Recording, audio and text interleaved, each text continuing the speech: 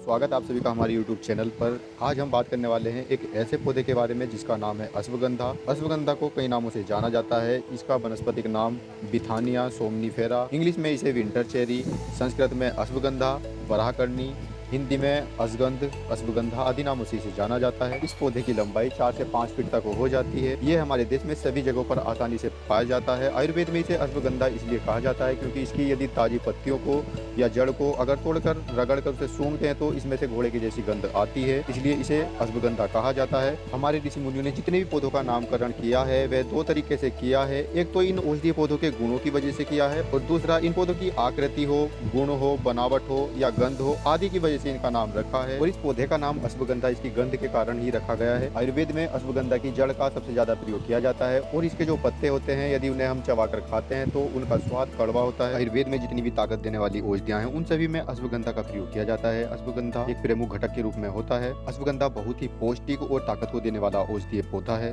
यह प्रतिरोधक क्षमता को बढ़ाता है और रोगों से लड़ने की क्षमता में वृद्धि करता है। अब चर्चा करेंगे किन किन बीमारियों में अश्वगंधा का प्रयोग किया जाता है। जिनके हृदय में दर्द है, जिनके दिल में दर्द होता है, उनके लिए अर्जुन की छाल और अश्वगंधा की चूर्ण को लेकर बराबर मात्रा में सुबह शाम यदि पानी या दूध के साथ लेते हैं तो इससे दिल को ताकत मिलेगी।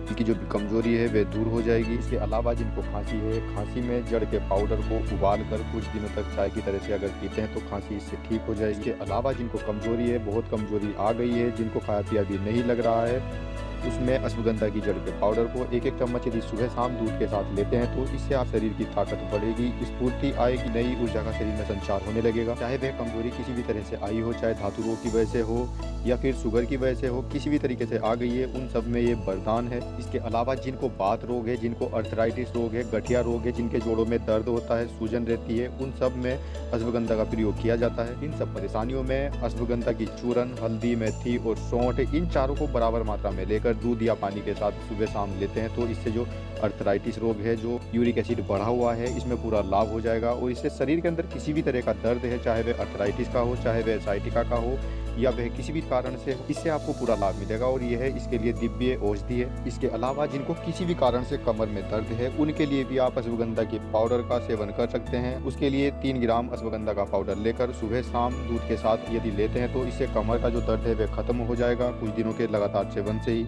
इसके अलावा जो बच्चे दुबले पतले हैं, कमजोर हैं, उन्हें भी अश्वगंधा का सेवन करा सकते हैं। और जो बच्चा बहुत छोटा है, अन्न भी नहीं खाता है, उसके लिए भी अश्वगंधा की जड़ को घिसकर शहद के साथ मिलाकर यदि उसे चटा देते हैं तो इससे बच्चे की जो कमजोरी है वह दूर हो जाएगी।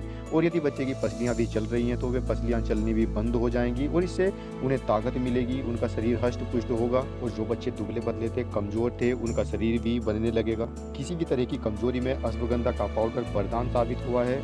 इसके अलावा जो पुरुष नपुंसक हो गए हैं या नपुंसक उनकी कगार पर हैं, काम शक्ति की कमी है, वे सब अश्वगंधा, शतावर, सफेद मूसली और पोंछ के बीज को बराबर मात्रा में लेकर चूर्ण बना लें और 2-3 ग्राम चूर्ण को दूध के साथ यदि सुबह शाम लेते हैं तो इससे जो नपुंसकता है, जो शुक्राणु की कमी है, वे सब दूर हो जाएगी, शरीर को इससे ताकत मिलेगी। आज हमने चर्चा की औषधीय पौधे अश्वगंधा के बारे में। इस अश्वगंधा के पौधे का सेवन करके पाएं अपने रोगों से छुटकारा।